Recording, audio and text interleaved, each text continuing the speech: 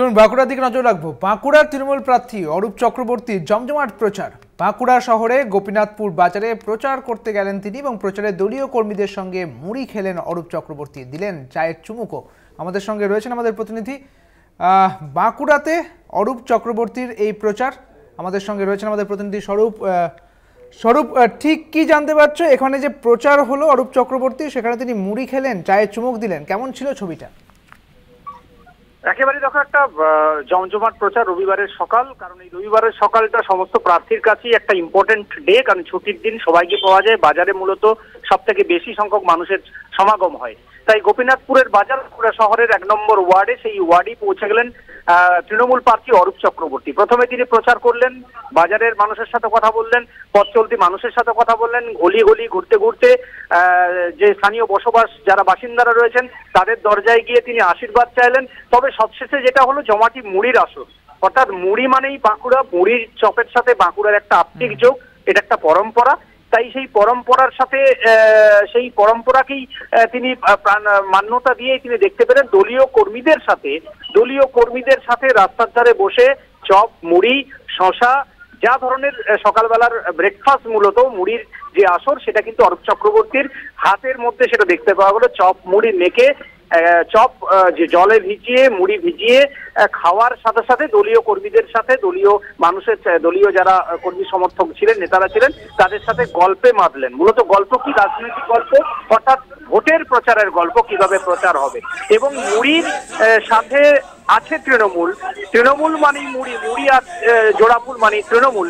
এই বিষয়টাই তিনি কিন্তু বারবার ক্যামেরার সামনে, সাংবাদিকদের সামনে, মানুষের সামনে বলতে চাইলেন। কারণ বাঁকুড়াতে মুড়ি মেলা হয়, বাঁকুড়াতে মুড়ির সাথে চপের যোগ, মুড়ির সাথে যে জলে ভেজানোর যে গন্ধ, অর্থাৎ বাঁকুড়া মানে মুড়ি, এটা তিনি প্রচারের মাধ্যমে এনে, প্রচারের সামনে এনে মানুষের সামনে জনসংযোগের সাথে সাথে নিজের জলযোগটাও তিনি করে নিলেন সাত সকালে। সেটা কিন্তু বাঁকুড়া শহরের গোপীনাথপুর এলাকায় চোখে পড়লো।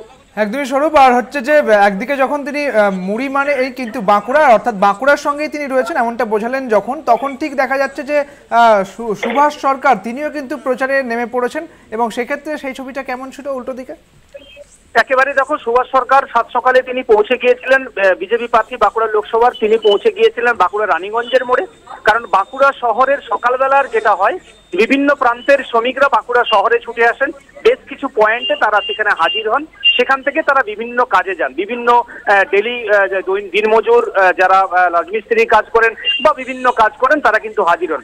সাত সকালে সুভাষবাবুর চোখে নজরে ছিল সেই শ্রমিকদের কাছে পৌঁছে গেলেন রানীগঞ্জের মোড়ে সকালবেলায়। সেই শ্রমিকদের সাথে কথা বললেন, তাদের সাথে আলাপচারিতা করলেন, তাদের সাথে কথা বলে জনসংযোগ বাড়ানোর সাথে সাথে তিনি খোঁচা দিলেন তৃণমূল কংগ্রেসকে, অর্থাৎ রাজ্যের শাসক দলকে খোঁচা দিলেন।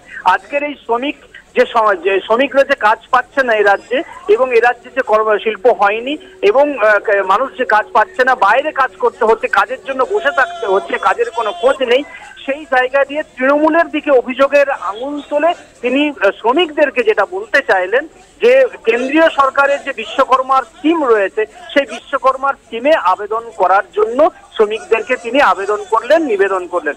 শুধু শ্রমিকদের সাথে কথা বলার পাশাপাশি পথ চলতি যারা মানুষ ছিলেন তাদের কাছেও তিনি আশীর্বাদ চাইলেন। তিনি লোকসভার প্রার্থী, তাকে আশীর্বাদ করুন।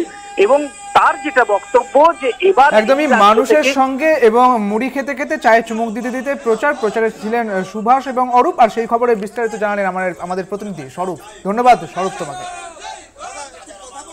এবং সুভাষ সরকার তিনি ঠিক কি বলছেন শোনাবো আপনাদের। শিল্প নেই, এবং গত 13 বছরেও শিল্প কিন্তু আসে, তার ফলে মানুষের কাজের সুযোগ অত্যন্ত কম। তাই আজকে এনাদের সঙ্গে দেখা করে যেটা বলতে এলাম যে প্রধানমন্ত্রী বিশ্বকর্মা স্কিমে যে দিয়েছেন, সেই স্কিমে প্রত্যেকে যেন নিজের নাম এন্ট্রি করে তথ্যমিত্র কেন্দ্র গিয়ে, সেখান থেকে অ্যাপ্লিকেশন নাম্বারটা তারা এদের মধ্যে প্রতিনিধি করে দিয়েছে, তাদের কাছে যেন সেই অ্যাপ্লিকেশন নাম্বার দেয়, তাহলে পরে ভবিষ্যতে সুযোগ অনেক বেশি সুযোগ আসবে।